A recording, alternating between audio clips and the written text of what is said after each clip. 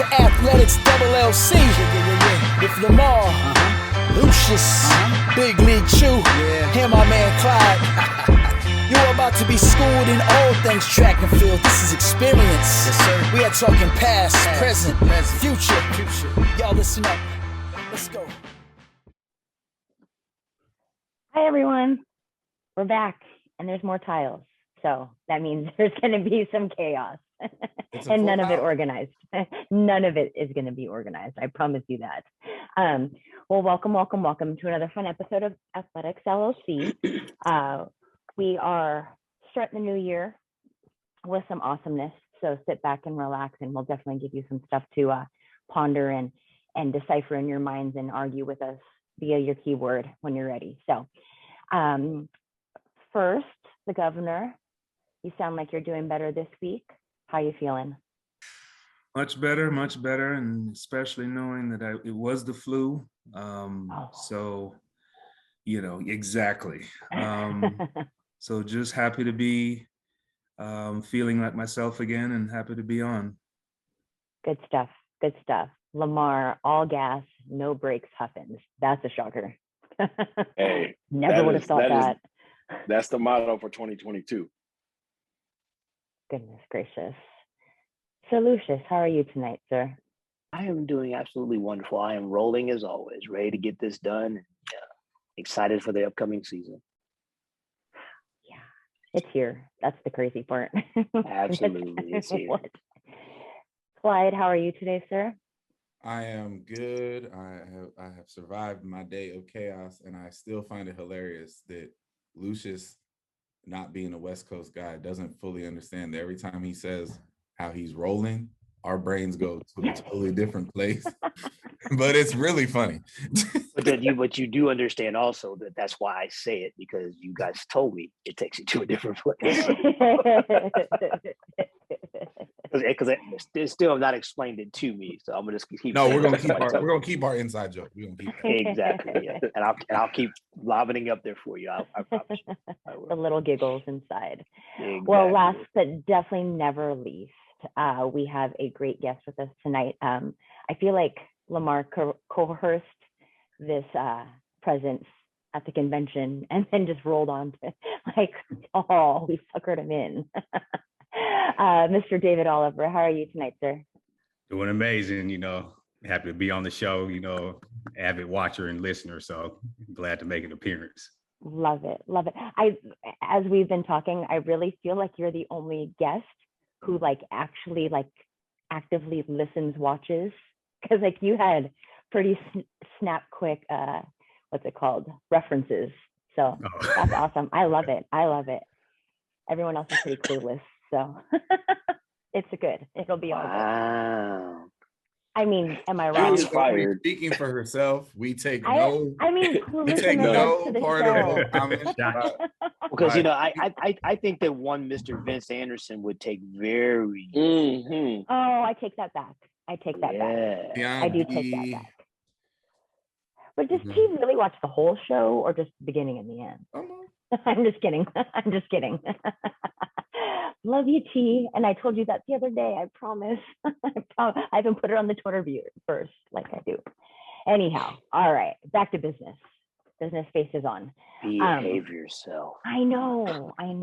See, this is what happens when I get pent up in the office all day, and I don't get to talk to anybody. So here it comes.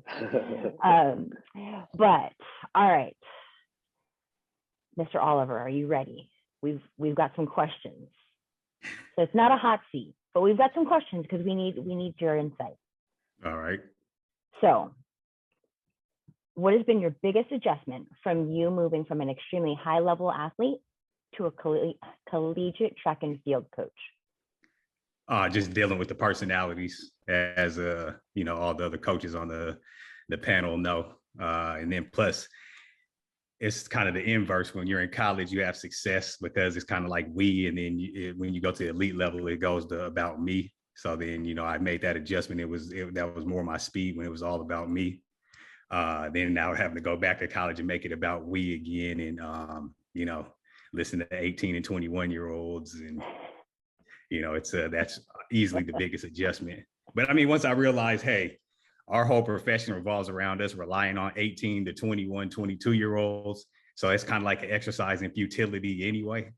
So yes, I'm not going to take it home. I'm not going to beat myself up about things. So it just kind of is what it is. But I love being a difference maker, especially back at home, and the place that molded and gave me all the opportunities that I had afterwards. So I'm loving doing this. So I have a caveat to that question.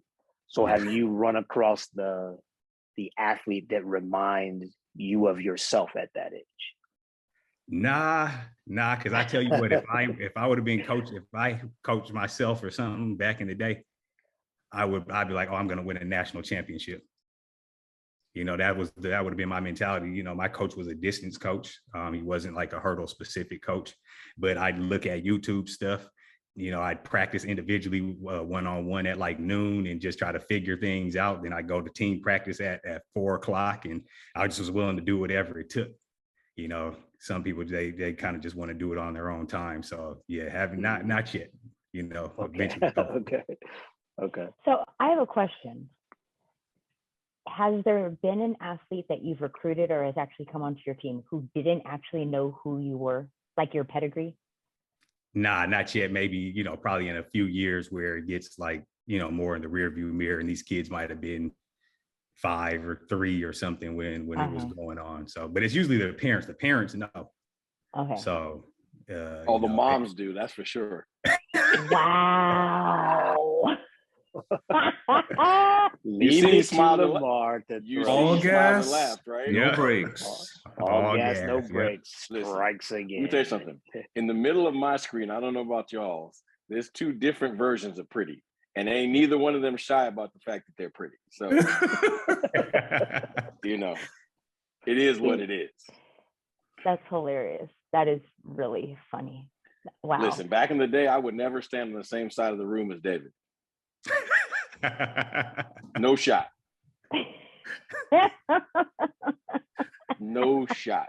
See, the smart guy stands close by, and then you get the residuals. Right. Pick up the... Right. And you see how broad his shoulders are? There are no residuals. You leave it like 5. Nah. There were residuals. Trust me. He's not a greedy man like you, David.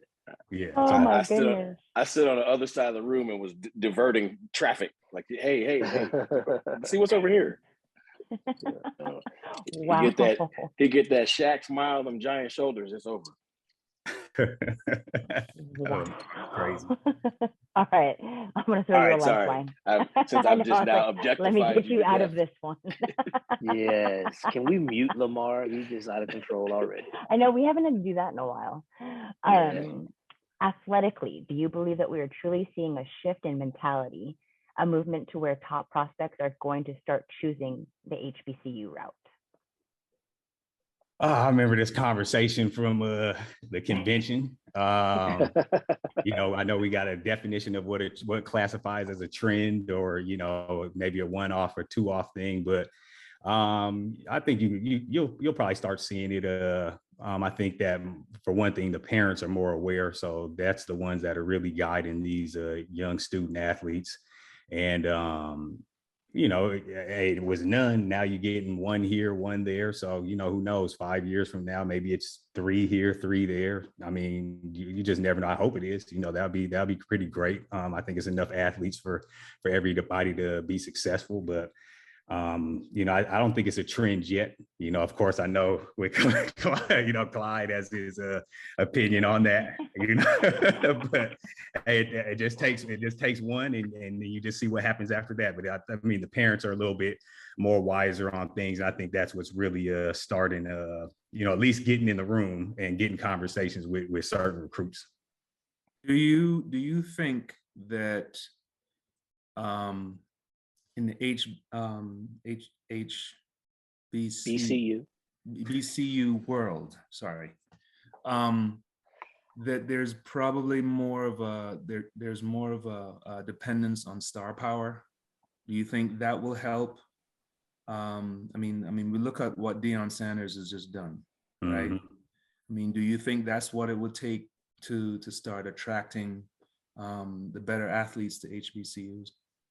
Oh yeah, it's all about, come on, we're Black folks, man. We love, That's what that I'm getting at. yeah, we love that. We're interested in that. And that's, you see a little movement there. I mean, why am I sitting here, in the position I am at Howard? It's not because, oh my God, this guy put in 50 years doing this and that, coach, and did all this stuff. Nah, man, I came from the school, name recognition, things like that matter. Right. Because you got to energize folks. Clyde could be, or the governor, be the best coaches in the world, and they show up to Howard, and it'll be like, oh, okay, whatever. But can you make for the track team? Can you get those? Can you make them phone calls? Absolutely. And get people to get you what you need when you're talking about building a program or doing things like that.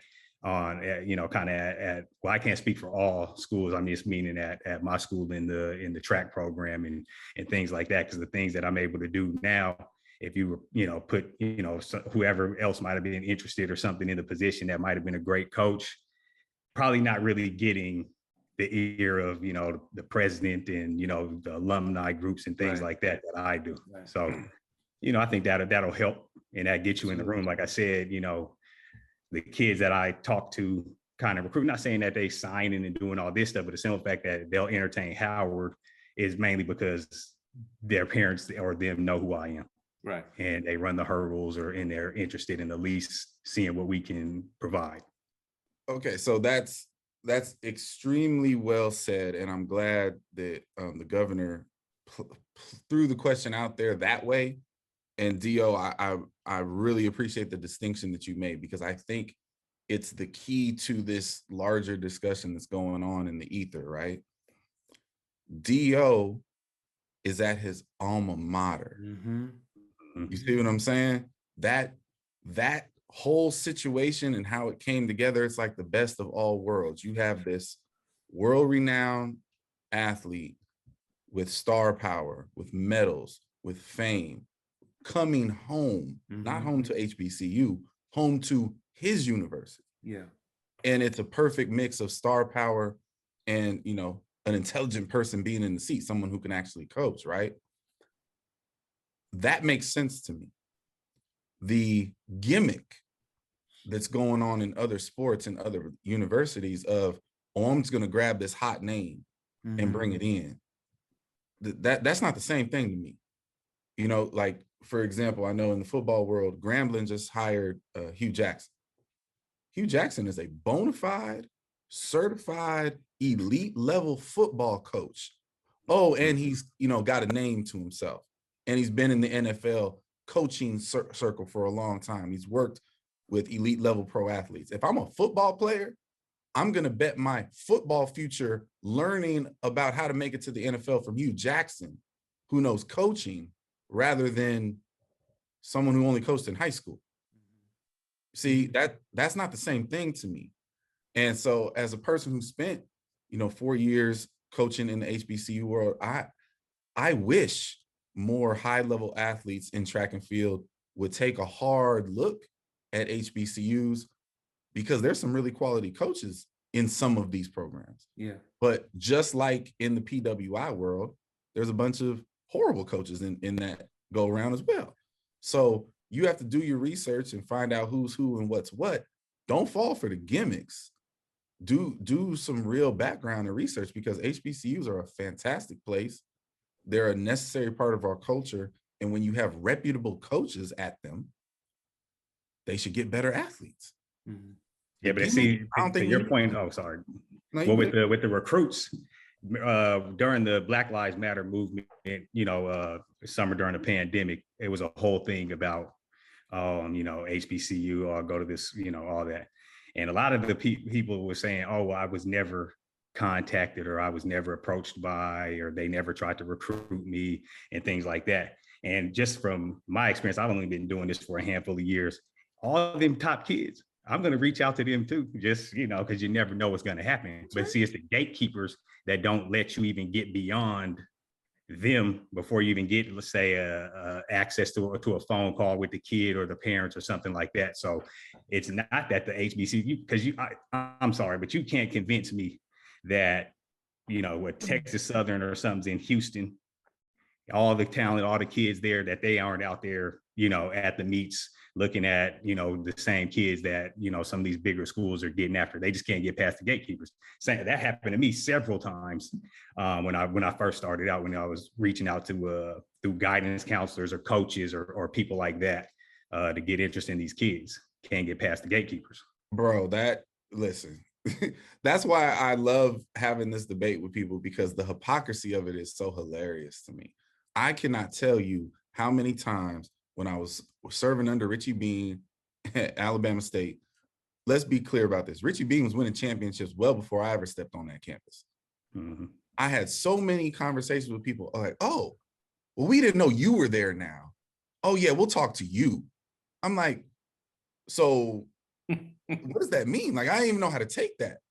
It's a good school, it's a championship program. This man been doing this for a long time, but because it's me calling or because it's DO calling, oh, you get past the gatekeepers. The gatekeepers are the same people that's out in the community usually thumping their chest talking about, oh, they don't want to coach our kids. Ain't true. That ain't true. So, I just feel like, I hope people give those universities and those programs a fresh look, because especially in our sport, the brand don't matter, y'all. It's you in a lane. Yeah. If you got a coach and you got some talent, you know what you're doing, you could be competing anywhere you want. Last I checked, Francina McCoy won the national championship. And I'm You know what I mean? tell you a little bit, the brand does matter, because the brand matters no matter whether you're at the PWI or the HBCU. The brand absolutely does matter.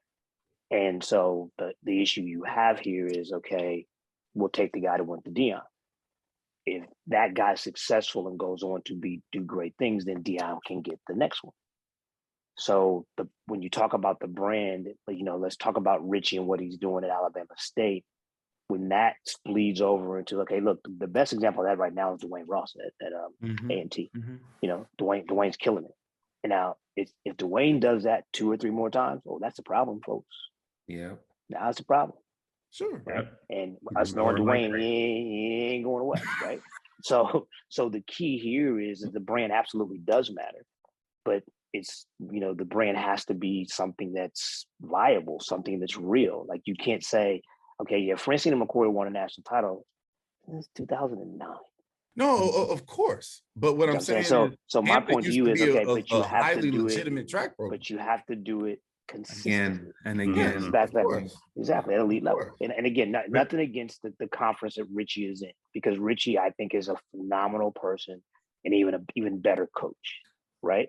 But until, look, America is what it has always been. We are elitist, right? Black, white, pink, purple, or brown, we are elitist. And so, yeah, Richie Bean is winning, but when Richie walks into a house, or even you walk into a house, I'm sure you dealt with this, can you get my child to this stage? Can you get him to be the NCAA champion? Can you get him to be Olympic level? And when you say, I haven't done it yet, there's where the brand issue comes in right there. And that's where the gatekeepers are going to try to block you every time. But with Dion at Jackson State, he's got the brand, and Jackson State has put more people in the Pro Football Hall of Fame since integration than Ole Miss, Mississippi State combined when it comes to football, since integration. So and Dion's telling them that too. Yeah. So Jackson State's got a brand when it's talking about college football. So that's why the brand matters. Mm-hmm. Because Jackson State's brand is humongous, and then you combine a huge brand like Dion with them. They packing 60,000 every week into the stadium there, and that was even before Dion. Maybe it wasn't 60, maybe it was 40, but they got a brand down there. Yeah. What has been your message to your athletes, being that you were an HBCU athlete who's made a difference after that life and then is coming back to it? Well, one thing I don't like to do is ever talk much about what I was doing, because it's hard to, because everybody, at first, when I first got there, it's like, man, you can do it. I was able to, it's like, yeah, but nobody, I didn't really come here to think that I was going pro. And I was like, well, I didn't come here thinking I was going pro either. You know, it just kind of happened because I gave everything that I had every single day, and things just worked out. If I was in school right now in 2022 and I was graduating and I was running 13.5 like I was in college, I left, I probably wouldn't have be pro either right now. But so I just tell them, just give 100% every single day from the time you wake up to the time you go to sleep. Because for us, you know, academics is huge. So, you know, they turn it on real heavy for the academics and then switch it off for the athletic side, you know, and just, you know, and I'm like, nah, we got to stay consistent across the board 100% and just control what you can control. That's it. You know, because it's cold, you know, we don't have indoor, it's this, that, or third. It's like, hey, can't control it. When we go to a meet, you can't go to the official and say, oh man, my school's in the Northeast. Can I get a little bit of time allowance because, you know, it snowed a couple of days. You know, so you just have to give 100% no matter what's asked. And I'll never steer you in a direction that's not going to be for your benefit. I mean, let's just be honest. If you're a student athlete and David Oliver asks you to give 100%, you're probably going to give it out of fear anyway. I don't know, man. I don't know. I don't like to do the fear thing because it's. I mean, you don't have to do the fear thing. You block out the sun. So like, wow. So we know, like, so my man Lamar just brought you on here to beat you down, didn't he? Beat him down? Okay. Are you kidding me? Listen, let's look. Time out. Check that cup. David Oliver. Yeah, exactly. Thank you very much, Dio. He knows beyond the shadow of a doubt. Once again the problem. I think the sun rises and sets real close to David Oliver. So let's not do that. I brought him on here to beat him up. Caption: check the cup again. Oh. No, but real talk. Like, okay, I love the joke with Dio because I mean he's Dio. He's like, you know, the gentle giant who's really not gentle between the lines. But how many kids do you get to deal with that you can pour into them? Like I used to say this when I was a coach. Having an Olympian as your coach it makes a difference. But only if you're willing to accept those things. Because those things are not quantifiable. Right? So how many kids do you get that are actually open to that stuff? It's not about the X's and the O's with that. Mm-hmm. It's a lot of them. I mean, but you have to. It's the standard. You know, it's no different than if you go to any of this. You know, whether you go to Florida, there's a standard there, and that's why I got kids. If they went to Florida, they probably wouldn't last 2 days, but they think that they're. Oh man, you know, they are on Instagram or something like, oh, how come we aren't doing this? Because they were doing this something at Texas A&M they were showing me. I was like, come on, man. You know, let's be realistic. You know, you're not going to tell them that because you're like, oh yeah, you're good enough to do that too. But in my head, I'm like, come on, let's be realistic. But I mean, you just have to just level them up. And I think it's always, even in recruiting, I'm like, hey, freshman year, just come in, show signs of life, show this ain't too big for you.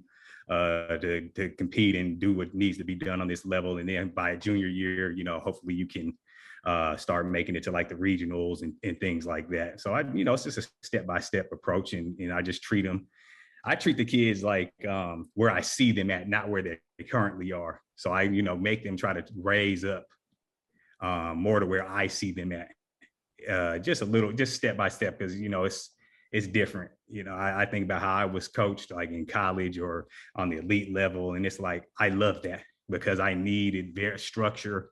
I needed because if I didn't have structure, I'd be, hell, I was put off the team as a sophomore in college. I'm winning the conference championship, doing all this stuff, qualifying for the NCAA championships. I break my wrist because I was hooping in the lower gym before we were leaving. I think it was at LSU or something that year. And but I was just doing whatever, I just loved running. I love competing, but I needed structure. So I figured if I can just provide that and the support for them, that you never know, shit, maybe a couple years they might click into it. Because us guys, we're very immature. It takes us a while. So maybe by the time they get to their junior year, they're able to kind of, okay, I'm gonna take this serious now and let my talent shine. I want to have a big league moment here. Okay. And I apologize for stealing your thunder if I'm doing that. But I hope you young coaches were listening to that. Rewind the tape, right? Rewind the tape. And it wasn't, this is one of the most accomplished hurlers to ever walk the planet. And all he has talked about is helping his people get better, helping them be the best version of them. Not one time has he talked about himself. So some of you younger coaches who aren't nearly as accomplished as this man, feed into the children. Okay. And I'm sorry, Big League. I just heard you in my head. I heard you in my head saying that. If you're an educator and you make it about yourself, you got to find a different profession, man. And I tell them kids that I'm a professor. We just have an outdoor classroom. So treat it the same. You don't get an A in biology just because you showed up and sat in the classroom and just took notes and took tests and things like that. You went to them office hours. You did all this extra stuff. You have to do the same thing if you want to get an A in track and field. So, you got to come to the office hours, figure out what you're trying to do, things like that. It's exactly the same. I'm a professor just in a different environment. So, and hell, like I tell you, I ran off my Wikipedia or whatever Google page is closed. Now there ain't no new results going on. IWA, so I don't run any of these races. So you got to go out there on the weekend and get it done. This is why we rock with you, brother. I'm gonna be in the back. Shit, you see at nationals, man. I'm out there in the warm area watching everybody else, and my people's just getting ready, and because I'm not running, they got to do it. Right. It's not about me. And may I just add, I'm proud to know that since me and Dio were in the same class in college, that we both got kicked off our college teams at one point is awesome to me, because I didn't know that. Yeah, but see, I deserved it though. I missed 2 practices, man, back to back. Oh, I'm not sure I deserved it, but damn, I'm gonna wear that badge with you. We got kicked. And I can almost guarantee you that Clyde poked the bear at some point. Oh yeah, he did. Probably. Well, here's a lesson to all those all those knuckleheaded athletes who think they know better than their coaches. 3 of the people on this screen got hurt and lost some collegiate track and field time thinking they were hoopers. No, it ain't even 3. I did that in high school. So it's 4. Yeah. But I mean, I was smart enough. Kareem was the only one just smart enough not to be hooping in college. Oh no! I was. Oh, you just didn't get caught? I got caught many times. I just didn't. My coach, because it was for me it was pretty much class, practice, basketball. That was my routine all through college. And my coach, once he figured it out, like he would just pop in and you would see everybody's eyes just go to the door, the door of the gym, and there he is popping in, and I'm like, oh, that'll be it for me. And, Yeah, but I was balling even, like I remember fall 2012 and spring 2013. I was in the league with some of my training partners and some homies down in Florida at the YMCA league hooping, and you just hoop, man. Wow. I have a question. Cross training, man. I had to sign a contract with my coach that I wouldn't hoop. What? I mean, yeah, that's probably a good idea. Listen, the contract was specific, Kareem. Like, I had to sign a contract that I would not hoop, I would not play horse with more than 2 people, and I would not attempt any dunks with anyone in the lane. Like, it was like a specific, because he knew, like, words matter. Don't leave me no loopholes. So I signed it all, and because of that, we invented a game called Tip Horse. Oh my goodness! Wow! Oh, check the covers. Governor, you said you had a question. Governor, yeah, Governor, you had a question. Yeah.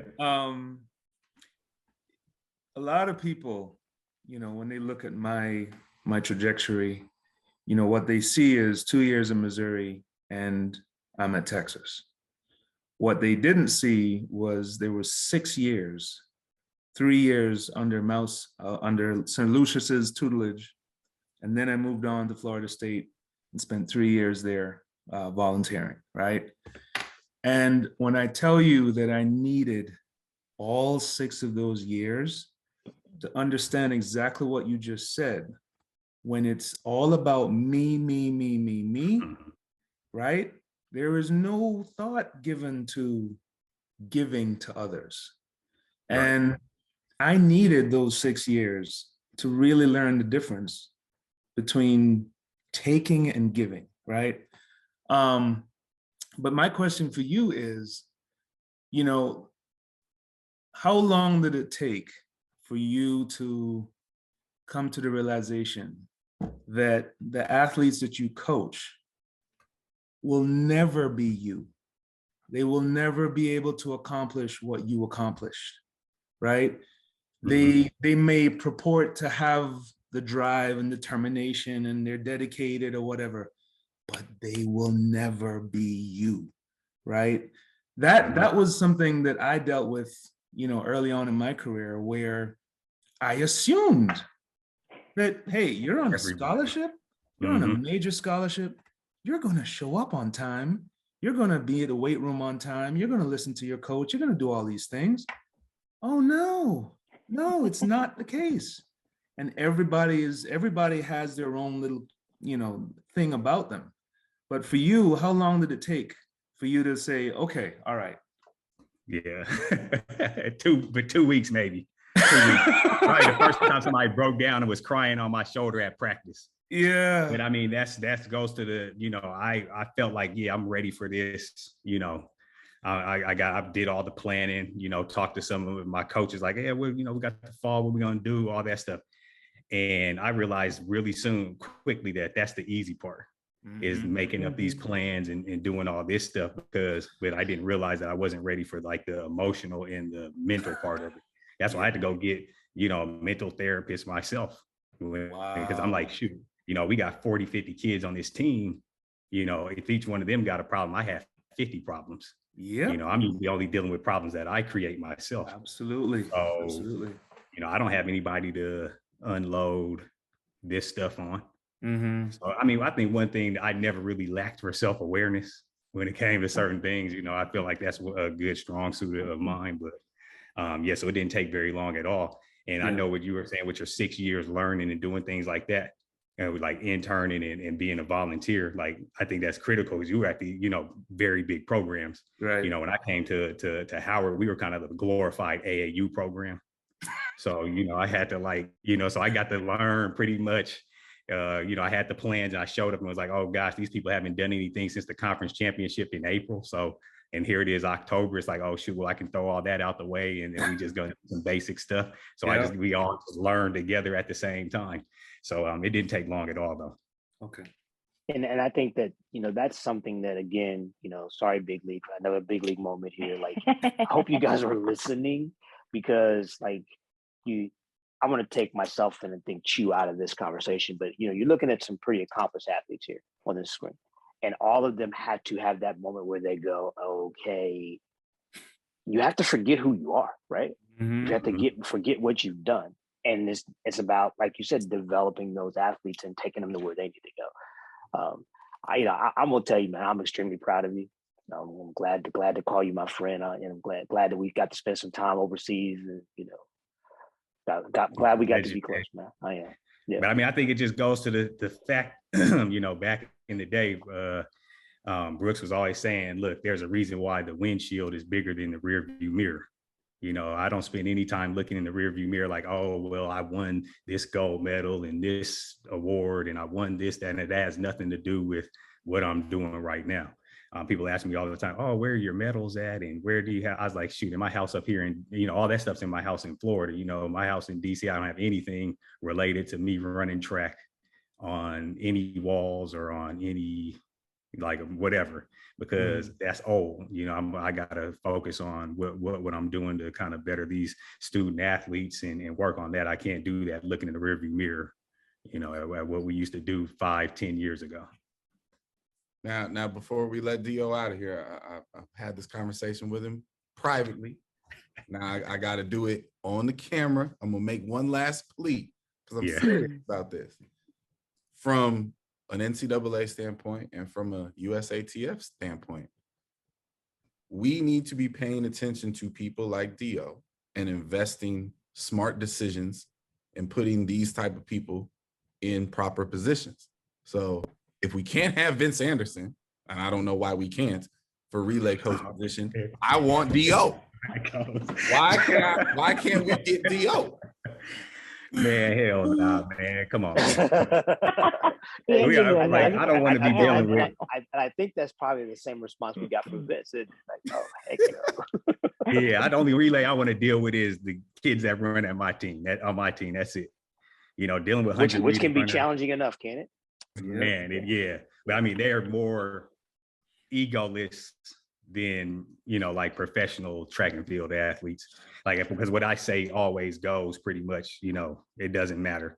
You know, if I was, you know, you're running the relay, well, then here comes this agent or here comes this coach talking about, because remember, Brooks used to do that when he was coaching me.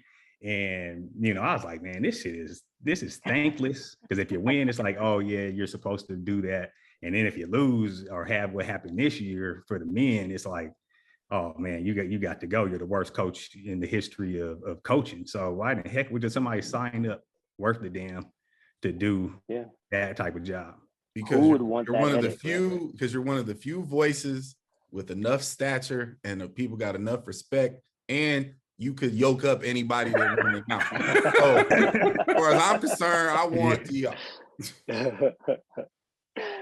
Yeah, but you got to care, man. And if they got over there acting like, oh, I'm not going to run this, I'm not doing this leg, I'd be like, oh, shit, I don't give a damn hell. I'm not getting nothing out of this anyway. Go up, you know, I'm on the plane back to DC. So y'all figure it out, man. Maybe like a pro coach who got some chips in the game or something that's willing to put up with that, because they probably used to it. You know, agents calling them, or this shoe company calling, talking about, oh, we need to have my guy on last, or I can't. That's the thing, Dio. Shit. I have they eliminated anybody who has any chips in the game.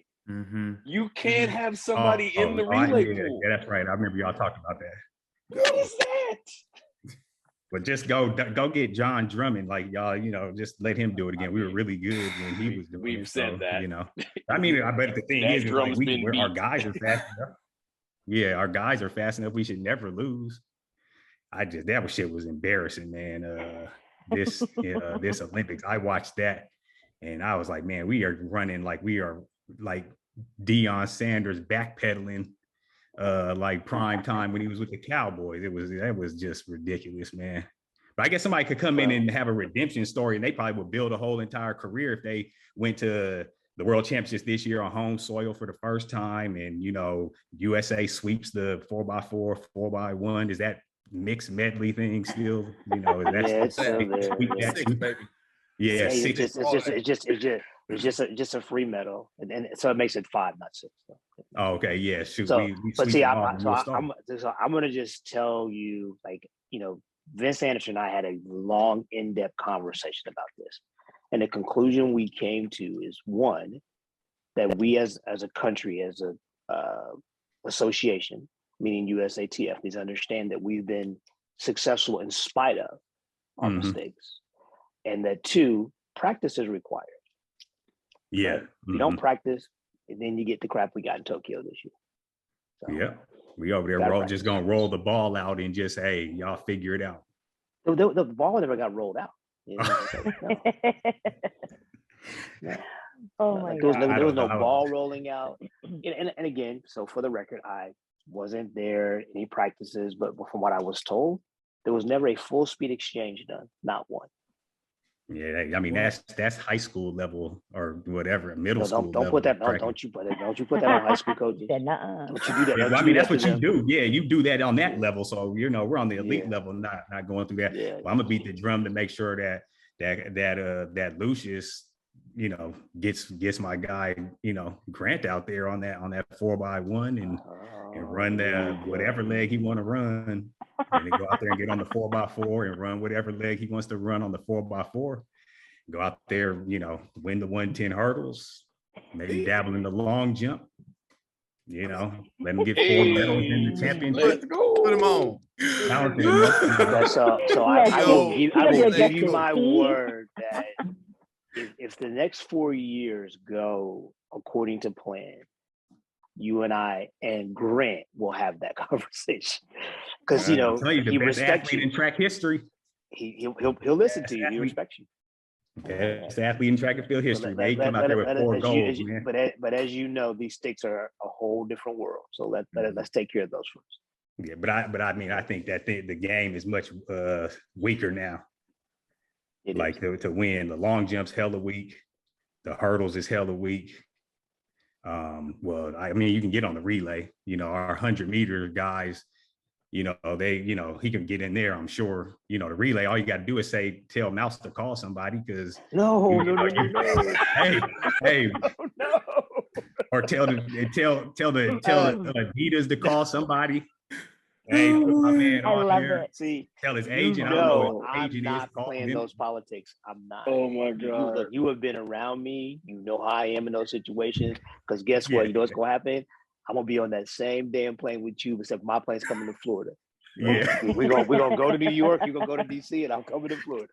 Hey, I'm just saying, 4 medals, man, that's a possibility, you know. Everybody's waiting to see it. I don't know who's the last person that probably picked up 4 medals at a Worlds or a Games or something like that. I don't know. I ain't really that big a history buff, but I just want to say, for the record, when you're DO's size, you can call out all of the long jumpers and all of the hurdlers at once and just be fearless. He just literally just blanketly said, all y'all are hella weak. Just nah. They're just, you know, they're good, but it's not like, you know how it is, like back in the day when you went to a meet and you look around and it's like, I know how it is. It's like 5 or 6 dudes on this line that have run 12 seconds in like the last year and a half. Mm-hmm. It's like, damn, like I better be on point, because if not, I'm gonna get scraped up. You know? Like I'm gonna get scraped up, you know.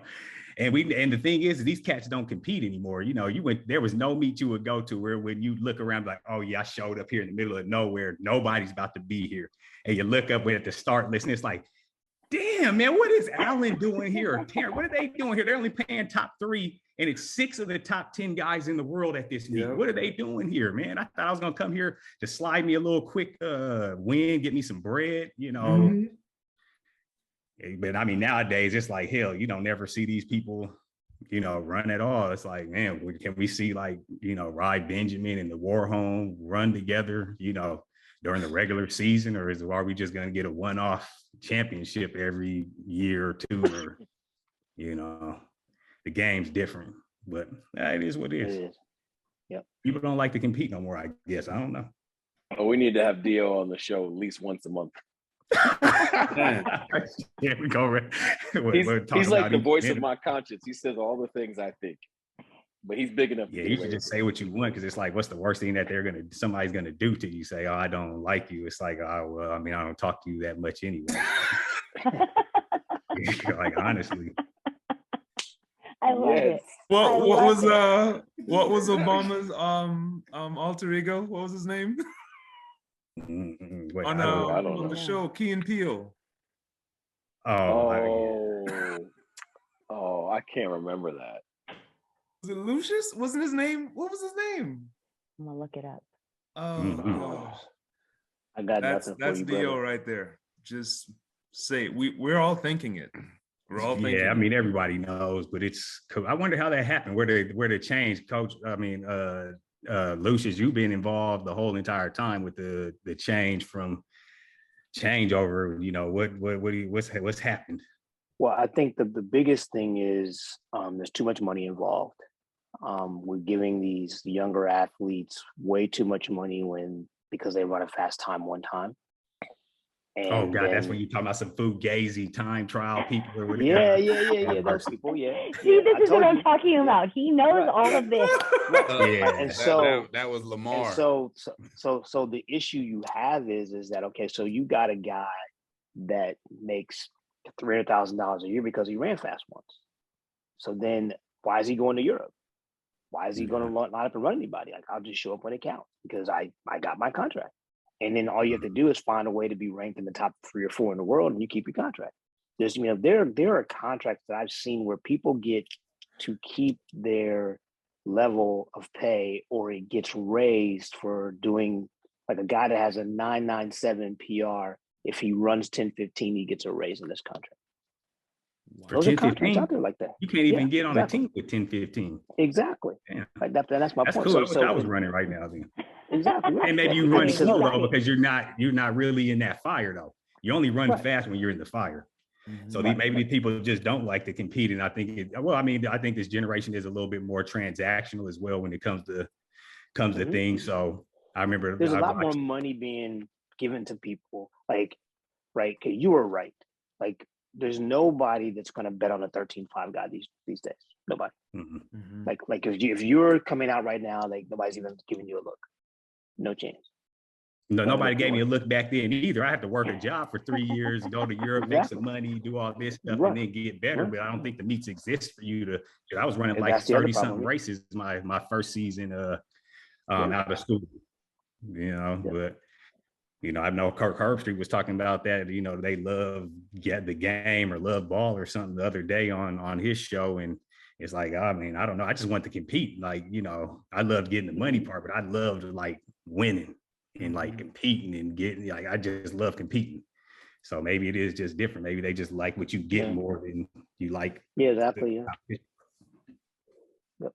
Yeah, I don't think the internal fire to compete as a whole is anywhere near what it used to be. And like I hate to sound like the old dude, like get off my lawn, but I think a lot of it is because like we all grew up competing, playing outside with our friends. Like that's the only way you got notoriety was because you were good. Yeah, you had the first thing you had to do was be like the fastest dude or the strongest dude or the best hooper in your neighborhood. That was literally the first place you had to be the best of. And like that's just not a thing anymore because like kids don't go outside and play. Or you can get popular by just posting pictures on the internet and you can get all the following. Hey, there you go. Right. You don't have to have because it's a lot easier to become popular. I mean, like, I remember moving, we moved when I was like between like the ninth grade. And the first thing, me and my brothers are walking down the street and the dude walks up, it's like, I hear you're fast. I'm like, really? Like, I don't even know who you are. So like you get challenged to a race as soon as you walk into the neighborhood, right? But these days you move to a new neighborhood and you only see your neighbors as you drive by and you wave at them because nobody's outside playing anymore, So I agree. I think the competition side of it is not the same. And, let's just talk about the US hurdles because, that's what you do. And obviously I love that event. When 5 or 6 guys decide they want to be 1290 something, the world record is going to become 12.6, right? But it will never become that. I'm not going to say never because I'm going to find a way. But it's going to be harder to get there because when you can run 13.0 and be consistently better than everybody else, what's the urgency to become a consistent 12.9 or 12.8 guy? There is none. But the talent is there, though. I mean, it's there. Because who's second best hurdler is Devin Allen, right? Yeah. I think so, yeah. Third best is Daniel Roberts. Oh, Daniel Roberts. Yeah. Yeah. I don't. And then what is it? College people after that or something? Then there's a huge cliff. So it's just 3 guys. Yeah. Okay, so, yeah, so like, I'm gonna give you 3. I'm gonna give you 3 names. I'm gonna definitely 2 names. By the time I get to that point, I might come up with 3. But Trey Cunningham, yeah, he can run in 13 seconds. What's the boy from Alabama? The one NCAAs last year. Oh man. Oh, Robert. Wow. Yeah. Oh yeah. Robert Dunning. Yeah. Oh my gosh. He's still in college. Those are 2. No. Well, Trey is, but Robert's done. There was a guy that sat Arizona State and was a freshman last year. He's a freshman hurdler at Arizona State last year. That's Clyde's guy. That's my guy, Jamar Martin. Yeah, I think that he is going to be. That's my guy. Yeah. I don't know his name or anything, but I remember watching him last year. I was like, oh, I like this guy. Right? Jamar Marshall. Yeah. Jamar Marshall. Listen, I'm not going to say every year, but like with Trey Cunningham, right? Trey was amazing in high school, and we all watched him in college, and we're waiting, and it hasn't happened yet, right? I've been saying this since 2 years now. Jamar Marshall is the guy. That's the guy. And I'm, he's still a baby. He's a sophomore this year, a real sophomore, not, no COVID sophomores. He's a real sophomore. get off the COVID sophomores, man. It's not their fault. It's not their They fault. didn't but they didn't create COVID. not their fault. But seriously, like that kid right there, He's special. He's special. I never saw him before until last year in Oregon. I was like, I don't even know how he did. I just watched him and I was like, man. He was on his way to win and crashed. No, he wasn't going to win. Watch the tape. And you think I haven't? I had the same feeling about him. Like I remember sitting in. You watched the tape. Dunning was going to always win that race when he was a freshman, and I saw Aries Meredith his freshman year at NCAAs. I don't remember what place he got or whatever. I was like, this guy here is his freshman year was 04 or 05. 04 in Texas. We were out there. And I was like, dang, I had never seen this guy before because, it wasn't, all the videos and all that stuff out there. But I watched him. I was like, dang, and this dude's a freshman. Oh, I think this guy's going to be. I remember telling my coach. He was fearless too. Fearless too. It's something about, when you watch hurdles, you just know when you watch people, like you can tell. Issue. Yeah, you can tell. Like that guy from Arizona State, I saw him. I was like, you can tell. And it's he's got some things he's got to clean up. And he can be special. I still think Trey Cunningham's in the right. And I'm not bashing his coaches. I know he's got a new coach. So let me stop. Don't say I was bashing. He doesn't go to Florida State anymore. No, he's still at Florida State, but he was only with that. That was last year. Was his first year with with his coach. So they got to connect and all that stuff. But that guy is. I mean, the guy ran 7:22 over the 39s in high school. That's a blur, right? That's crazy. But then you look at people that run fast, like that guy from France that ran like 12:70 on 39s. But I watched him run. I was like, we'll see. I wasn't like, shit, this guy, whoa. But it's no. It was like, it was 39s, right? But it was like when I watched Trey run 7:22, I was like, ooh. It's just different. Yeah, it's different. Yeah. Because the one French dude ran like 12:9 at the World Juniors when they were in Oregon, and I watched that. I was like, I mean, that's cool. That's a good time. But I was like, I don't know. Yeah. And I don't know what's happening. Because I don't know. But the 3 inches is a game changer. It's just a total game changer. There was a guy that was the best guy in the country when Grant came out of high school. He was 5'10", and never heard from him again. Who's that? I'm not doing that. Oh, okay. I don't know. I don't be up on game like that. I don't know. I'll let those people out there look you up. I'm not bashing it, but I mean, it's a lot of people you see that do extremely well on that. I'm sorry. Call me a hurdle snob, especially when it comes to the men. Colin Jackson is amazing. I don't want any more. I don't want no midget hurdlers. I can't. It's too much. But see, Jamar Marshall's a midget. He's not. He's not though. He's not small. He's a lot bigger than he looks, and he's cut differently. Like he's got a mini torso. He got long legs. Like I don't. These 5'8" dudes, I can't. But he's not 5. Yeah, Colin wasn't 5'8". Yeah, Colin wasn't 5'8". That was wrong. You're dogging Colin. He wasn't 5. Yeah. Okay. But Mark McCoy was pretty small though. Yeah, Mark McCoy was really fast too. Yeah, really fast. But he was. I had the pleasure of watching Mark McCoy and Colin Jackson train here in Gainesville. When Linford Christie was here, that was some great. I watched Linford Christie do single leg bounds with a weight vest on for 100 meters with hurdles placed like every 10 to 12 meters, and he just hopped right over them. Stupid.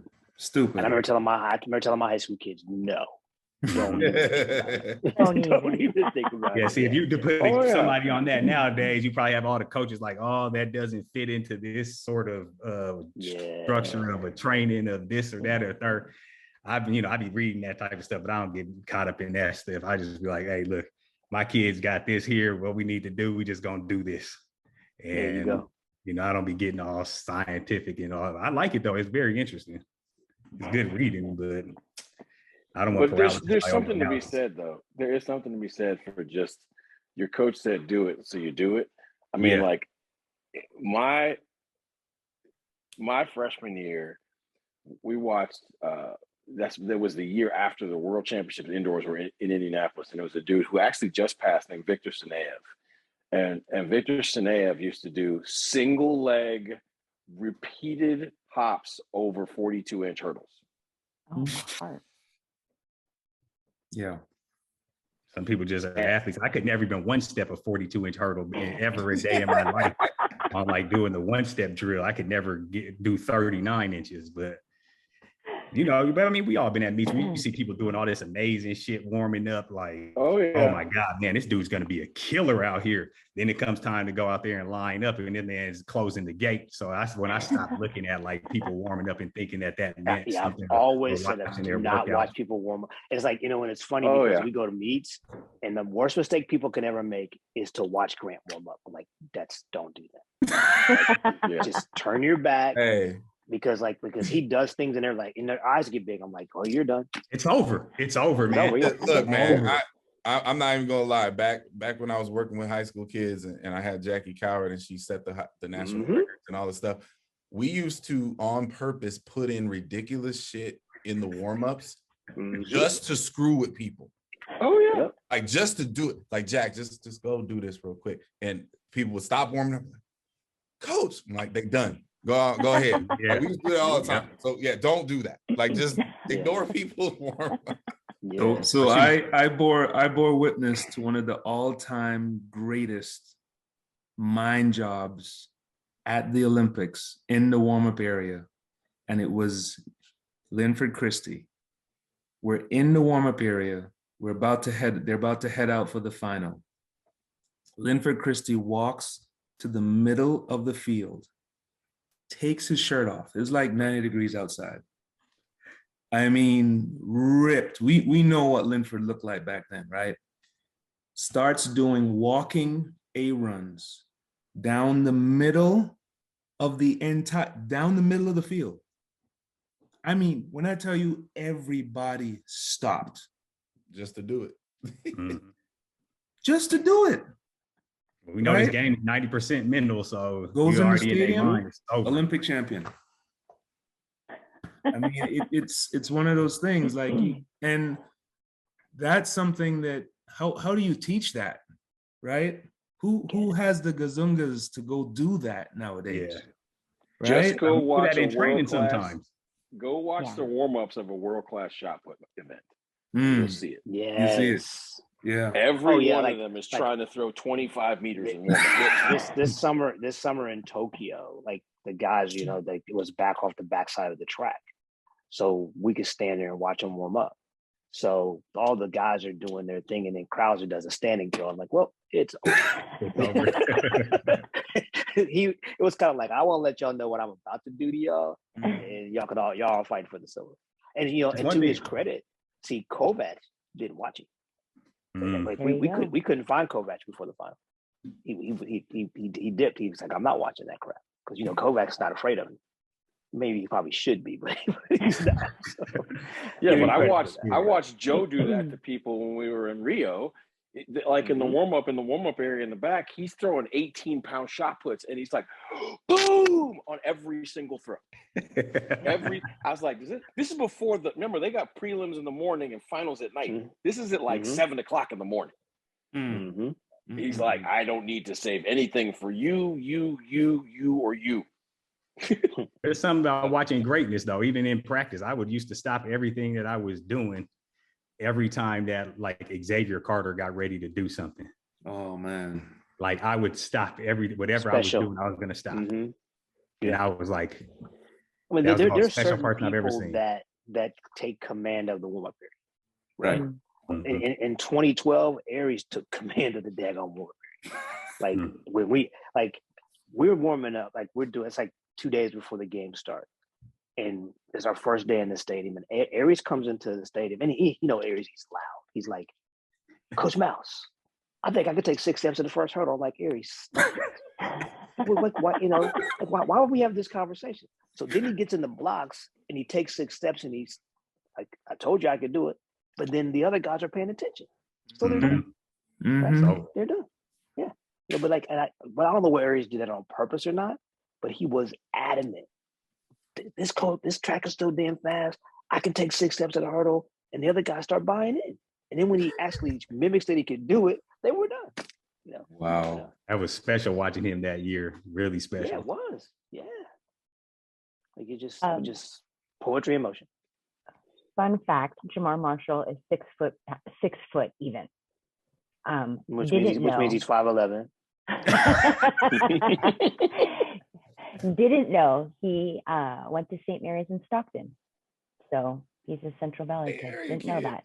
Yeah. And 5'11" still isn't little. I mean, Devin Allen's taller than 5'11", and Daniel Roberts is about 5'10". It all is about that inseam, man. It doesn't even matter. Exactly. Yeah. Allen was a shorter guy, but he had the inseam. Somebody that was like 6'1". And Jamar Marshall does have a nice inseam, and he probably is 6 foot. I just had to poke it, Clyde.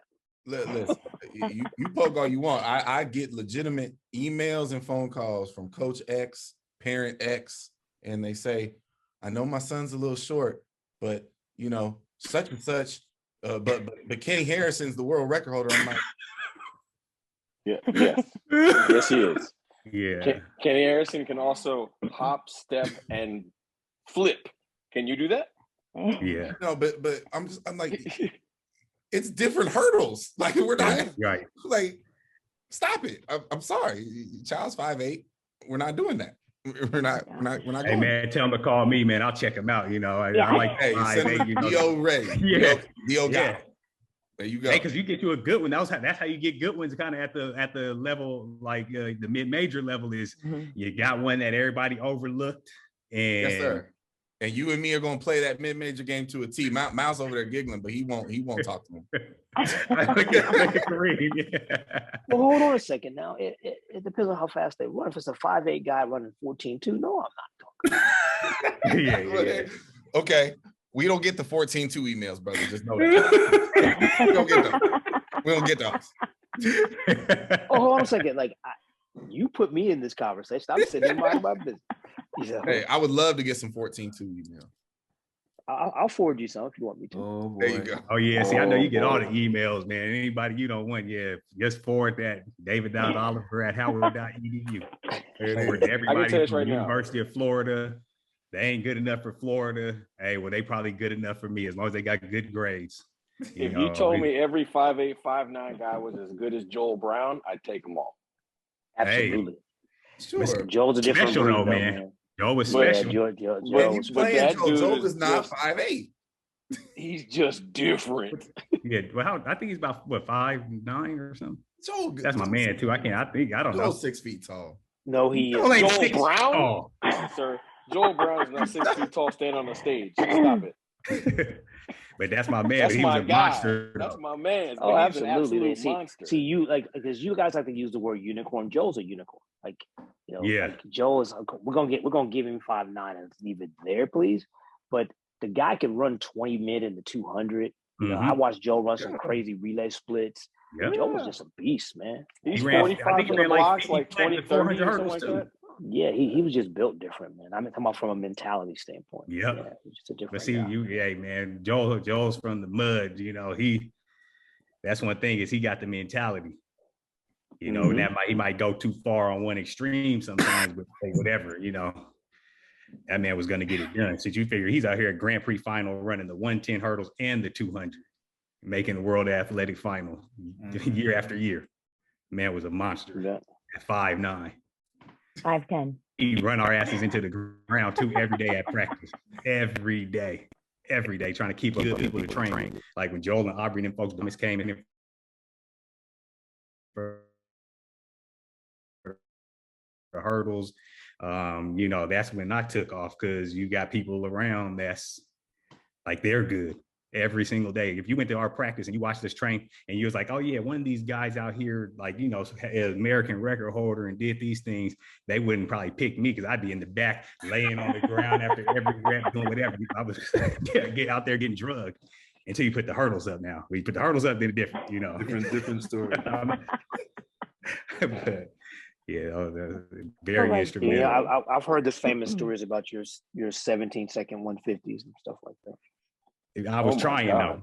Hey, look, one time we was running 300 at practice, you know, we was lining up all of us. It's like, okay, you know, I'm about to get after it. Yeah, I'm about to show out this time. And they, you know, took off, you know, I'm driving hard. You know, I came out, I was like coming to the top of the curve and I'm looking, I was like, these fools is already about 30 meters up the track. These fools is already 30 meters. I was like, you know, but I ran like 34 flat or something. For me, that was like the best. So yeah. Like I said, they took the hurdles out the game. There was nothing else I could do. They wouldn't pay me $1 to do anything, but maybe officiate or get the baskets and stuff. That's about it, man. That's it. Oh my God. Listen, now, Chew, if you start letting David tell stories, we're gonna be here for 3 more I know. hours. I'm good say, with, which I'm good with. I know. I know. On that note, I'm gonna go ahead and let you enjoy your night because you're gonna get somebody on the tiles in trouble. I hear it happening already. I hear it's coming out. They're trying to creep its head out the bag. So with that said, honestly, this has been a great conversation. Thank you so much for allowing us to take up some of your evening. We know how treasured evenings are nowadays. So thank you very much. You're super appreciate you, big man. Absolutely. Good talking to you. Good seeing you, Dio. All right, man. You're the best, Dio. Good night. That was awesome. Yeah, like I couldn't stop that. That was way too good to stop. Yeah. So awesome. That'll be entertaining for him to hear his voice when he goes to listen to that episode. All right. So given the time that we've gone, I will condense our normal lineup. But as the NFL season is coming to an end, and it's not too much to an end, but it's regular season. Yeah, there we go. Regular season. That's a better way to say it. Who do we think are the best teams for the NFC and the AFC to date? So as we're closing this window. I'll go first. They're the same teams I said like 3 months ago. The Chiefs and the Packers. Okay. The same teams I said. So changing. like, I'm gonna ride with you or something like that. No, I mean just say who you thought the best teams were. I mean, like you can make comments if you want. I mean, I think the big thing for me is like I would agree that the Packers are playing the best football right now. I would agree with you with that. But see, there's a problem here. Like Brady's an issue, right? So like I'm not so sure that I'm almost convinced that the Packers are the best team, right? But if Tom Brady's got breath in his body, and like Cyril Grayson caught the game-winning touchdown last week. Mm-hmm. Cyril, I split 45 seconds at LSU on a good day. Grayson didn't play football in college, caught the winning touchdown from Brady last week. That just so like my problem with the NFC is I do believe the Packers are the best team, and I'm not a betting man, thank God, because I'm not betting against Tom Brady. I'm just not. on the AFC side, I just need Kansas City to be Kansas City all the time. Like they just weren't Kansas City last weekend.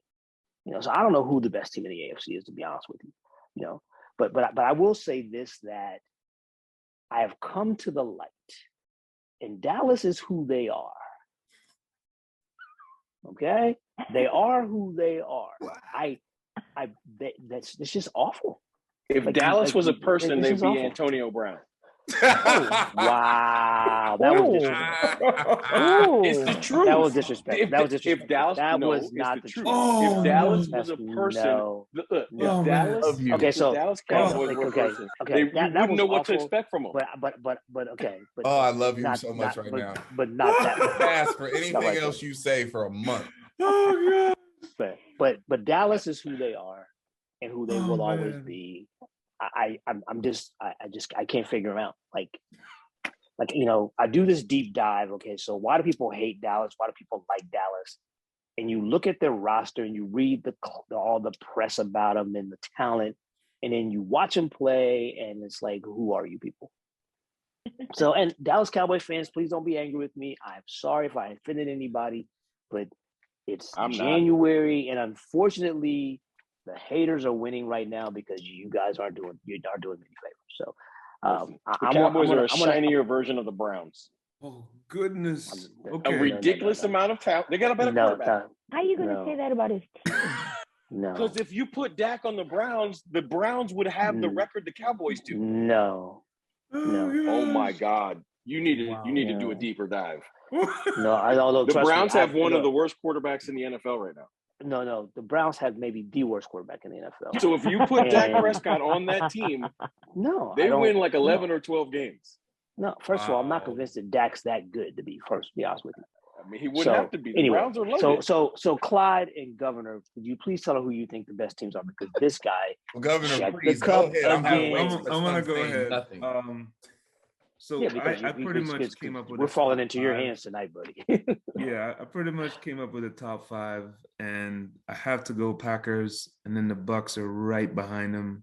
And I agree that the Tom Brady effect is something that you cannot quantify. You just can't. No. Then I go Cardinals, Rams, Cowboys. That's my top 5 in the NFC. Okay. The Cardinals came out of the gate like a banshee, and then had some muddled up. I think they're back to where they were before. Cliff Kingsbury has the worst record of any NFL coach in the back half of the season. Yeah. Well, that's so it still remains to be seen how they play when the playoffs come around. As far as the AFC is concerned, I'm still rolling with the Chiefs. Okay, does anyone realize that the Titans have 12 wins? Yep. Like, does that And even, they're getting Derrick has it Henry even back. registered with anybody? Like, it's like ever since I'm very aware of that. And see, I'm not so sure that the Chiefs want to see the Titans right now. Oh no, not at all.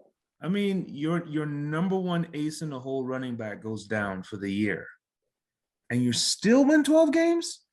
That says a lot. And I have a question too. Do the Eagles have a chance of making the playoffs in the NFC? Yes, they do. The Eagles are in the playoffs. Yes. You know what? And then so whoever has to play them has a problem as well. Yeah. Because they are playing very good football right now. The Eagles Very are good a problem football right now. They are. They are a problem like 2 weekends from now in the So I whatever go, that wild card I weekend. go Chiefs, Titans, Bengals, Patriots, Bills. Go Bengals. That's my top 5. And I mean, what the Bengals did last week, I mean, unbelievable. Yeah. Unbelievable. So that's my top 5. This is so good. I love y'all. This is so good. So look, I will agree. I think it was Lucius that said the Packers are playing the best football right now. They are. It just doesn't matter, because after this coming weekend, we're playing different football. We're playing playoff football now. And I'm sorry, the Green Bay Packers as an organization, Matt LaFleur as a coach, and Aaron Rodgers still have to prove that they can play playoff football. Because I heard all of this last year. Oh, they the top seed. They the number 1 seed. People got to come to Lambeau and the Tundra and blah, blah, blah. And Brady walked in there and smoked them, chucked the deuces, and won the Super Bowl. Okay? Wow, smoked them. Such strong words. Smoked them. I mean, the game was a blowout until the What was the final score? The game, right, until the very end. They came back. No doubt. They made a triumphant comeback. I don't. It looked a lot like the Cardinals game. And it wasn't a blowout in any way, shape, or form. But I like listening to him tell it. All right. So again, this past weekend, the Cardinals-Cowboys game was close at the end. But if you watched it, the Cardinals beat them down all game. Yeah. Same thing happened with Tampa and Green Bay last year, but whatever. Anyway, so listen, we said this a couple weeks ago. I think I said it first. I think you guys agree with me. This is the most balanced, most parity we've ever seen in the NFL in recent memory. So it's really fun because you don't really know what's going on. But the governor already alluded to my main thing. When it comes to the AFC, I'm sorry. As far as I'm concerned, Mike Vrabel is the coach of the year. Man. Them dudes have had 32 players on IR. Derrick Henry on the roster at the start of the year. Everybody was high on the Titans because you had Derrick Henry, they had AJ Brown, and they got Julio Jones. And all them dudes been hurt. Mm-hmm. And somehow, some way, they are the number 1 seed. And as long as they can find a way to beat the Texans this weekend, they're going to be the number 1 seed. Number 1 seed, yeah. Now, a couple of seasons ago, Patrick Mahomes and them had to come in and see the Titans in the playoffs, and they were getting torched. Patrick Mahomes has the big comeback. Oh my God, look how fabulous Patrick Mahomes is. And they went on and won. And that's cool. The Titans are the most physical team in the playoffs. And Derrick Henry, who's missed 8 games, is somehow still among the league's rushing leaders in touchdowns. Yeah, he's 6th in the league in rushing. And he missed 8 games. So I'm sorry. Everybody apparently is going to have to go through Nashville. Mm-hmm. And I think the Chiefs got a problem going through Nashville. And so does everybody else. The Bengals, listen, the Bengals can be elite or they can be what the hell. The Bengals and the Cowboys are kind of like the same thing, only they no. Listen, only the Cowboys can't play. Only the Cowboys can't play as elite as the Bengals can play. Oh God! Don't do that to my AFC. Don't do that to my guys. Listen, for the AFC, if who's playing the best ball right now? I mean, you could say the Bengals are. You could say the Chiefs were. Sorry, every time I look up, the Titans are still there. So I'm just looking at matchups and where the games have to be played. It's cold in Nashville. You might see some snow, and everybody's going to have to come through there. I understand that Tannehill's the quarterback, but the Titans are a problem. So right now, I'm going to roll. Go ahead and say the Titans. I'm not going to disagree with you on the Titans. I just think that there's just so many variables that lead me to the Chiefs because of the coaching, because of the quarterback, because of the skill players. So I think the Bengals have the best skill players in the AFC right now, but they also have the most inexperienced quarterback. Mm-hmm. Yep. And as you said, it's playoff football. They also have the worst offensive line and the worst defense. They in that absolutely group. Absolutely do. Now that group, yes. On the NFC side, hey man, look, you say what you want. Come playoff time, it's Brady. Like until it's not Brady, it's Brady. I don't care think there's anybody on this planet that's going to bet on anybody other than the Packers or the Bucks. Mm-hmm. I don't care what anybody else in the NFC does. It's going to be more Brady than anybody, and then Aaron Rodgers because he's going to win his 2nd straight MVP, and then literally nobody cares what else happens in the NFC. Well, see, the thing with the NFC, I think the last weekend really, ultimately kind of matters because I think the matchups really, really matter. Like who has to play who on opening weekend is going to be a big thing. And right now, Dallas is number 4, so they would have to play Arizona again. Right? Like that's the matchup. And the Eagles would be number 7, so they play number 2, which would be the Rams. The Rams. Yeah. That's not a good matchup for the Eagles. No. That's not a good matchup for the Eagles. So, I'm going to wait and see how this final weekend plays out. But if you're asking me, if we were allowed to gamble and you're asking me who I put money on, it'd be Brady against the world. I don't care who's playing receiver. And look, the Titans, man, look, I don't know. Patrick Mahomes is a problem, but they're not as good on offense as they've been the last 4 or 5 years. They're just not. So the funny part about that is that narrative has been spoken a few times, and it's just not true. They're just not as explosive. They are far more precise than they've ever been because they've been forced to be. Because they face a cover 2 shell. Out, they're terrible. Okay,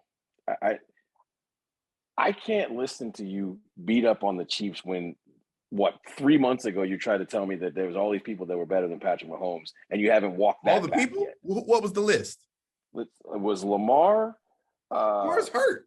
What's my man's name that plays for? I didn't say that. And I didn't say that. And I didn't say that. You don't get to Lamar, Justin Herbert, and somebody else. I did not say that any of those people were better than Patrick Mahomes. Here's what I'm saying. Said, if 5 years from now, you were wrong. I said 5 years from now, they will have just as many Super Bowl wins as Patrick Mahomes. And again, anyway, the point I guess for me is one-hit dynasty. I still will never get how you can say a team is a one-hit dynasty that's been to 3 Super Bowls. Really? Meaning this year would be 3. That's what I'm saying. I'm saying, but you see what you just did there? That's why. No. But you just gave them a 3rd Super Bowl appearance that they don't have. Argument. you kept saying if they went to the Super Bowl and lost, I don't get how they'd be a dynasty. And I'm like, okay, if you go to the Super Bowl 3 straight years and you only win one, if they go and they lose, like I get it. So you're the New Yorker that believes the Buffalo Bills were a dynasty? No, I'm definitely not. And okay, hold on a second. So let's put a little shine on that, right? The Buffalo Bills were a dynasty in their conference. Yes. Yes. Okay. Yeah. Okay. All right. So let me ask you a question. Is Alabama State a dynasty in their conference in track and field and cross country? Yep. Bingo. So the Bills were a dynasty. Y'all quit disrespecting a team that got to the freaking Super Bowl 4 years in a row. 4 straight years, which That's is just insane. disrespectful. Well, listen. I have no problem. Listen, No, I'm I not have no listening problem. to anything. No. Other than Wait a they were minute. a dynasty, and if the Chiefs are the best team over the last 4 or 5 years in the AFC, hands down. Yeah. So Cool. they are dynasty in their conference. Okay, Are they so a dynasty in the league? They are sir, not. I got no problem with that. The problem is when people go on television and anoint the Chiefs as not an AFC dynasty, a dynasty. That's what they've been anointed to. So, but that's not true. So, I am not going to do that with you again because you have done this before. I haven't heard these words. You have heard these words. I have not. I can't participate in the party. Governor heard them, you know, and Lamar heard them. But all right. Look, okay. Read the scene. My thing says Sir Lucius. Okay. So Sir Lucius has not heard this idiocy. Thank you. So look, let me finish. So all I'm saying to you is this, okay? Just because there's some talking heads out there that want to call the Chiefs a dynasty, they, like everybody else on this planet, are entitled to their opinion. But because they're not a dynasty in your mind, does not mean they're not a very, very good football team. So let's call them what they are. They're a very good football team who have very good leadership. They have a very good coach. They have very good players. They're a problem. Yeah, and they ran into a buzzsaw last year. But you know what? I want a rematch. Mm-hmm. I want a rematch. And see, there's 2 rematches I want this year. Because back to this curb stomping or this whatever happened last year in the NFC Championship game, it was 28-25 at the start of the freaking fourth quarter. Yeah, that's a blowout. At halftime. Like hold on a second. It was 21-10. That's a blowout. That's not a blowout. And exactly. Okay. All right. It's not. Hold on a second. That's cool. That's not a half. Check this out. Check this out. That's cool. If I gave you $2, hold on a second. No. So you're not going to do that. I'm not going to allow you to do that because that's what you always do. You try to find a way to be right. The end of the bottom. It's down by double digits at halftime to get blown out. No. That's 11 points. That's not a big. That's like somebody being down 20 points at halftime in an NBA game. It's normal. It means That's nothing. normal. It means nothing. And clearly it didn't because it was 28-25. I mean, I would say clearly it did because they got the win. Okay, anyway. Anyway. Can we spin this somewhere else? Because I'm not doing it. All I was saying about the Titans is this. The Titans are going to be very, very difficult to stop. There is no question. But I just don't know if the Titans are going to be able to score enough points against the Chiefs this year. Yeah. That's my and that's a fair point. I think this is what I'll tell you. Can score 21 points. I just don't know if they can score defense of the Titans. But the way the Titans score their points, they keep the ball away. Because they grind it. Then the Chiefs might not have the same score opportunities. So. And that's all I'm saying. It's the matchup thing, right? Like right now, off the top of my head, the Chiefs are in the number 2 seat, and LA, the Chargers are supposed to be positioned in number 7. Now, if you've been watching the games this year, you know that the Chargers beat the Chiefs straight up one time and should have beat them in the second game. Yeah. So if everybody's like, oh, if Kansas City goes to Tennessee, Kansas City got to win 2 games to get to Tennessee. 2. So I'm not convinced that they can actually do that yet. And I will take your stance from earlier in this conversation. It's playoff football, and Kansas City has a lot more experience in playoff football than San Diego does. 100%. Mm-hmm. And which is it? Didn't Kansas City beat Cleveland last year? In the playoffs? Yeah. Yes. Yeah. Same deal. Playoff experience. Big difference in that game. Yeah. Well, Baker and Herbert, a little different, but I get your point. Okay, about that much difference. So, yeah. All right, All Sue, right. go ahead. All right. Well, I'm going to wrangle us back in for some good old rapid fire fun. And if I'm not mistaken, I'm going to double check real quick because I am mistaken now. Actually, Governor, I think it's you because I was you going were to say, it absentee. should be the governor. Yes. So I All right. apologize. So, all right, I know. Fix them up, fix them up. I know. Don't breathe your terms on us. Just kidding, just kidding. All right, are you ready, sir? I'm ready. Okay. Summer or winter?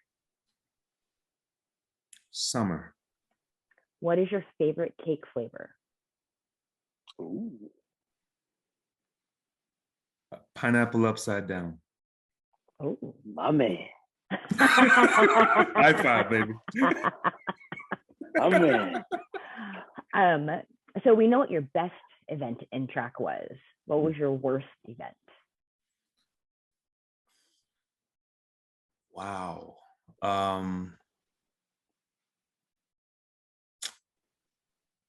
High jump. Love it. Love it. What is something that you don't like to do?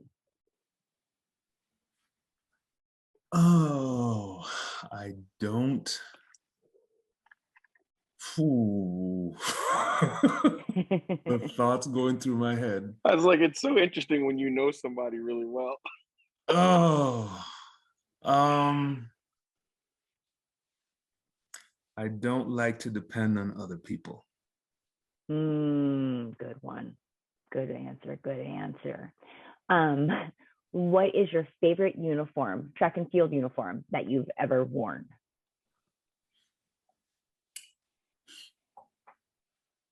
Favorite? My favorite was the red Nike uniform in 1996. Oh, It was that red uniform was pretty special. Yeah. What is your favorite TV show, either still active or inactive?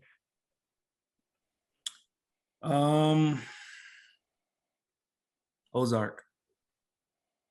Oh, I haven't heard that one in a while. They're about to kick off the new season pretty quickly here. What is the first thing you do when you wake up?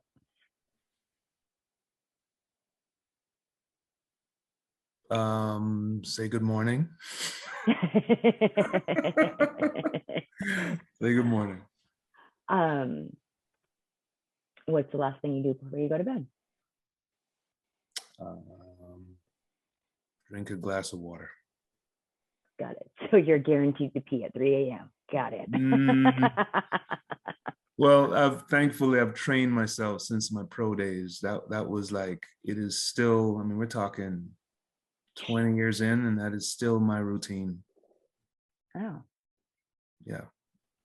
Taking notes. Got it. Short but sweet.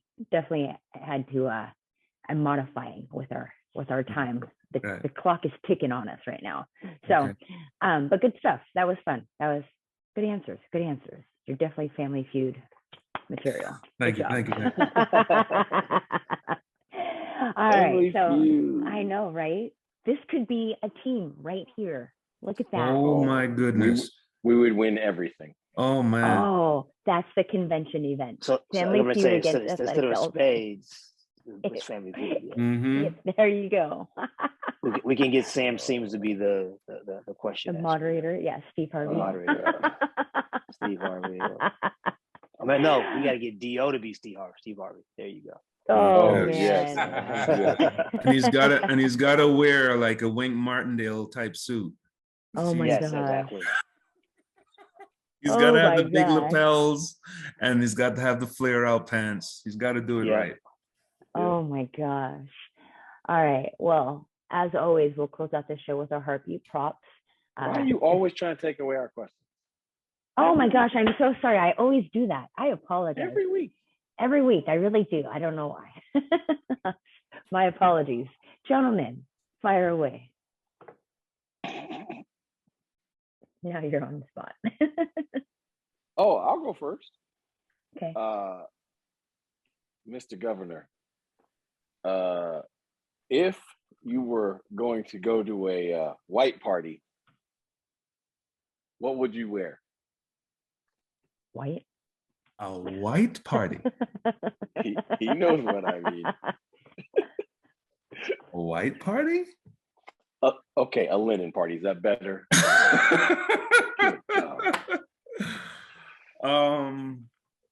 Yeah, I mean, I've got my go-to linen shirts, the V-neck. I've had that shirt. I don't know how long I've had that shirt, and it still fits. And I have my khaki linen pants with the drawstring. That's good. I'm good with that. Sandals with the toes out? Sandals with the toes out, baby. Absolutely. So resort casual. Absolutely. Oh, yes. That is it's part of every Caribbean man's wardrobe. You got to have the linen outfit. You got to have it. I love it. Clyde, Sir Lucius? I mean, I'm gonna be easier. What was the most exciting collegiate race you've ever witnessed in person?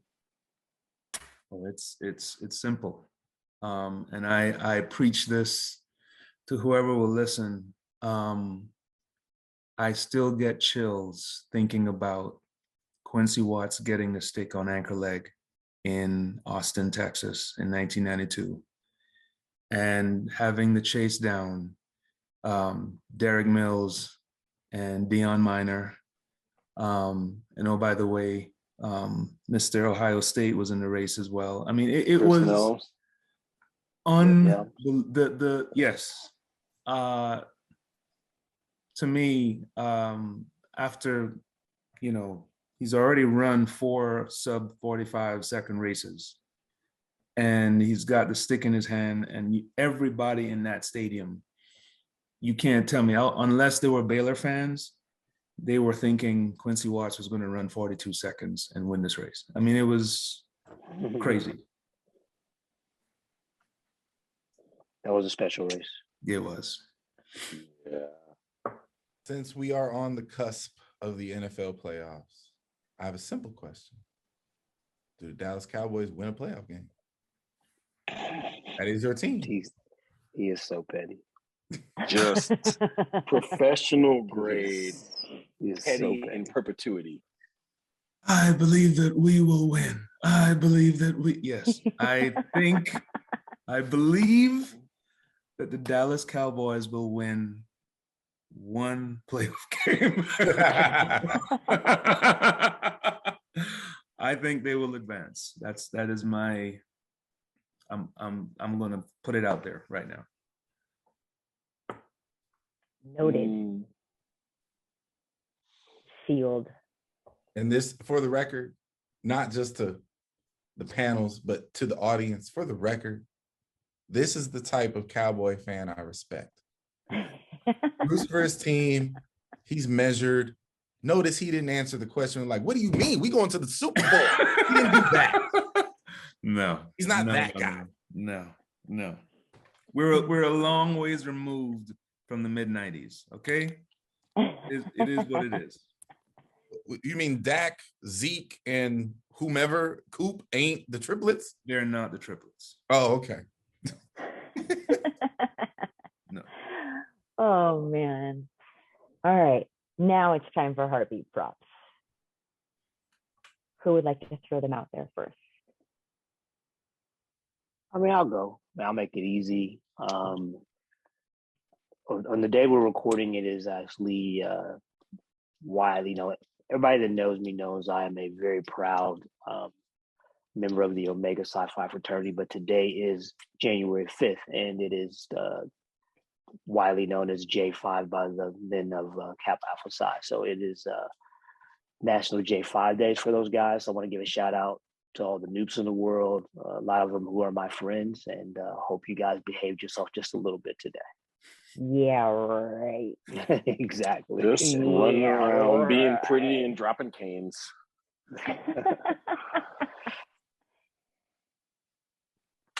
I want to go ahead. I'm giving heartbeat props out to something that hasn't happened yet. And you know, we're in the midst of another breakout of COVID. We're in the midst of, you know, 1 million. I think we just crossed 1 million infections in one day. And, you know, I don't think enough credit is given to our athletes and what they must be going through whenever they leave the sanctuary of practice and they go home and they've got to navigate through that. You know, I know for a fact that last year, practice was sanctuary. Practice kept a lot of athletes sane. That was their place to release, to let go, to not think about all the madness that was going on in the world. And you know, here we are doing it again.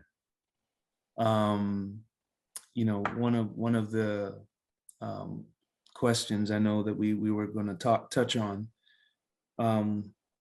you know, the setup. You know, what are meets like, and what are we expecting, and all of that stuff. I mean, when it's all said and done, I have to give heartbeat props out to those athletes that are accepting the world we're living in. They're not letting it distract from their performance, and they're being professional about their craft. So my heartbeat props goes out to all the athletes that are about to embark on this indoor season. I'll go next because mine is related to that, and it's gonna sound like I'm being sarcastic. I'm really not. My heartbeat props are to NCAA basketball. I really hope that we find a way through this mess that's going on right now, and that March Madness goes off without a hitch.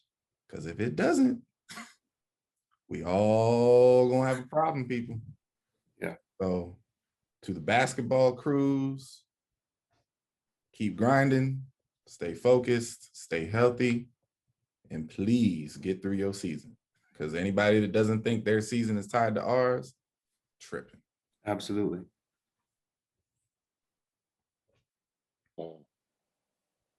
I'll jump in. Sorry, Lamar. This is a repeat, but not a repeat. I specifically have friends my age who are in the hospital fighting through COVID right now. So I lift their families up because their families are still having to return young school-age children back to school, who are having to return to work, who are having to do the daily grind on top of being concerned about oxygen levels and saturation levels and what machine is being hooked up and being disconnected and whatnot. And I can't even imagine having to deal with that, let alone make sure no one else is trying to get sick or, you know, whatever layers of stress that they're all doing. There's got to be just a breath for them. And so my heartbeat props lift up their families, especially those who are affected. Of course, we've had Judge Logan's passing this past week with COVID-induced pneumonia.